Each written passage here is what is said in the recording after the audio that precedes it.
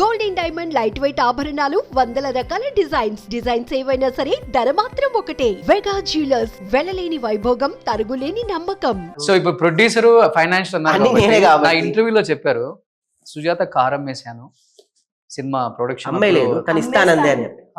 ఇంకొకటి ఇంటి పత్రాలు ఒకటి డాక్యుమెంట్స్ బ్యాంక్ లో పెట్టేశారు, ఉంది ఒకే ఇల్లు అది కూడా పెట్టేశాడు. అంటే ఇప్పుడు నువ్వు కూడా కొద్ది గొప్ప తను పెళ్లి చేసుకుంది, ఇప్పుడిప్పుడే వెల్ ఎస్టాబ్లిష్డ్, సంపాదించాడు, ఇల్లు ఉంది, కారు ఉంది, కొంచెం బ్యాంక్ బ్యాలెన్స్ ఉంది, ఇబ్బంది లేదు, చేసుకుంటే అనుకునే చేసుకొని ఉంటాం. సిసి ఎవరైనా ఏ అమ్మాయికైనా ఉంటుంది, మినిమం రిక్వైర్మెంట్స్ అవి ఉంటాయి కదా. కాదమ్మా, ఏ అమ్మాయికైనా కానీ మినిమం అలాంటిది ఇప్పుడు ఈ సినిమా కోసం మొత్తం పెట్టేశాడు కదా. ఆ వర్డే మీరు అసలు వెనక్కి తీసుకోరు. ఎందుకంటే సంపాదించుకొని హ్యాపీగా ఓకే ఈయన సెటిల్ అయ్యాడు కాబట్టి నేను లగ్నం చేసుకుంటే ఈయనకున్న అన్నిటితో నేను ప్రశాంతంగా బతకొచ్చు అని అనుకునే ఆడపిల్ల నేను అసలే కాదు. ఎందుకంటే నేను పెరిగి నేను సంపాదించుకున్న తర్వాత మా అమ్మ నాయనకి ఇటు కట్టించాను. నేను నా చేతులతో నేను సంపాదించుకోవడం స్టార్ట్ చేసిన తర్వాత నేను ఇది దాచిపెట్టుకోవచ్చు, నేను కారు కొనుక్కోవచ్చు అని నా శక్తితోనే నేను కారు కొనుక్కున్నాను. నాకు తన ధైర్యం ఏంటంటే, మరి జీరో నుంచి వచ్చింది, నేను జీరో ఆమెకు పెద్ద మెయింటెనెన్స్ కూడా అవసరం లేదు ఆమెకి. నేనే మెయింటెనెన్స్ జీరో అంటే మీకు తెలుసు స్వామి.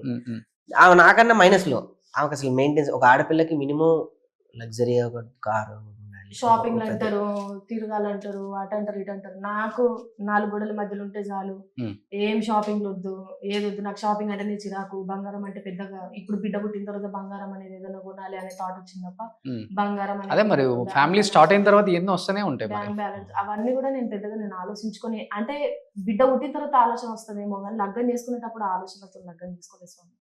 ఇన్ కేస్ మేబీ అట్లా ఉండుంటే నిజంగా ఈయన సినిమా అనే కార్యక్రమం ముందు చేసుకుంటే వద్దు అని చెప్పేసి ఆపేదాన్ని నేను. అవును, కమర్షియల్ సినిమాలు చాలా చేసుకోవచ్చు. అవును, సేఫ్ జోన్ లోనే బతుకుతున్నాం కదా. జబర్దస్త్ చేస్తున్నాడు, ఇన్ని పైసలు వస్తున్నాయి, మనం ఇంకేమన్నా యాడ్ చేసుకున్న మస్తు వస్తున్నాయి, మనం యూట్యూబ్ చేసుకున్నా కూడా మంచిగా దీంతో కంఫర్ట్ జీవితం బతకొచ్చు కదా అనే థాట్ మీద ఉండేవాళ్ళమేమో. కానీ ఈయన లైఫ్ అచీవ్మెంట్ ఏంటంటే, జీవితంలో ఒక్కసారైనా ఏదైనా సరే నేను ఏదో ఒక అచీవ్మెంట్ నేను చేయాలి, సినిమా నేను తీయాలనుకుంటున్నాను, నేను తీద్దాం రిస్క్ అని కూడా చెప్పుకోవచ్చు. రిస్క్ అని చెప్పుకోవచ్చు. ఇప్పుడు నీ ముందే చెప్తున్నా ధైర్యంగా, సినిమా తీసి రిలీజ్ చేయడమే సగం సక్సెస్. ఇప్పుడు డిస్ట్రిబ్యూటర్ త్రూ వెళ్ళిపోయి అది నాకు సినిమా వేసి డిస్ట్రిబ్యూటర్స్కి ఒప్పించి, ఒక దీప ఆర్ట్స్ వాళ్ళు నా సినిమా ట్రైలర్ చూసే మిగతా వాళ్ళైతే ఈ రోజుల్లో సినిమా వేసి డిస్ట్రిబ్యూటర్లకు భోజనాలు పెట్టి వాళ్ళకి కావాల్సిన హోటల్స్ వేసి మిగతా కార్యక్రమాలు అన్నీ చేయాలి. నీకు తెలుసు సినిమా ప్రోటోకాల్ అంటారు. అవును అవును, డిస్ట్రిబ్యూటర్స్కి ఏమేం చేయాలో చేయాలి. నాకు ఏమీ చేయలే శ్రీనివాస్ గౌడ్ గారు, నిజంగా ఆయనకి పాదాభి నమస్కారం చేయాలి. నా ట్రైలర్ చూసే నన్ను ఆహ్వానించారు.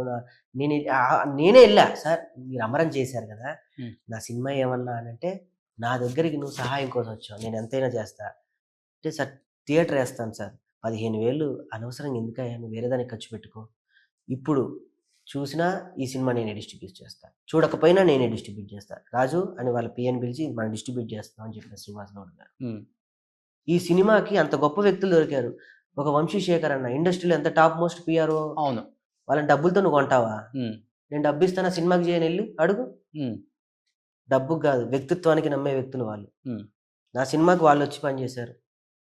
ఒక హ్యాష్ ట్యాగ్ వాళ్ళు కానివ్వండి, ట్రెండ్లో రేపు చేపట్టే ఈవెంట్స్ కానీ, ఆదిత్య మ్యూజిక్ కానీ, ప్రతి ఒక్కళ్ళు ప్రేమగా వచ్చి చేసిన వాళ్ళే తప్ప ఎన్నో సినిమాలు స్వామి నీకు తెలియదు ఏముంటుంది, అంగరంగ వైభవంగా ఓపెన్ అయితే 10 రోజుల తర్వాత డైరెక్టర్ మారుతాడు, మ్యూజిక్ డైరెక్టర్ మారుతాడు, సినిమా కథ మారుద్ది, ఒకరికొకరికి సెట్ అవ్వదు, అది ఇంకొక సంవత్సరం అవుద్ది, ఆఫీస్ అట్లానే ఉంటుంది, ఆ తర్వాత 2 సంవత్సరం నేను ఎన్ని చూసాం.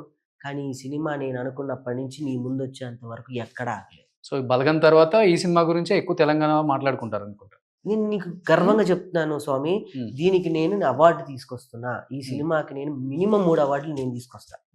మినిమం 3 అవార్డులు నేను తీసుకొస్తా. నేషనల్ ఫిలిం ఫేర్ ఇవి కాదు, వేరే ఉంటాయి. అవార్డులు అంటే మనకి కనిపించేవి, మన పరిజ్ఞానం, మనం అక్కడే ఉండిపోయాం. అవార్డులు అంటే ఇవే, కనిపించని అవార్డులు, ప్రపంచాన్ని గుర్తించిన అవార్డులు కొన్ని ఉంటాయి మనకి.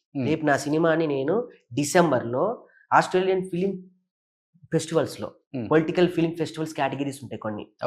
కొంతమందిని మనం ప్రేరేపించగలిగాము. ఒక కుర్రవాడు ఒక సమాజాన్ని మేల్కొల్పాడు, ఒక కుర్రవాడు ఒక ఊరికి చేసిన సహాయం ఏంటనేది, వీటన్నిటిని ఒక రకమైనటువంటి ప్రింట్ లో వస్తాయి ఈ సినిమాలన్నింటినీ.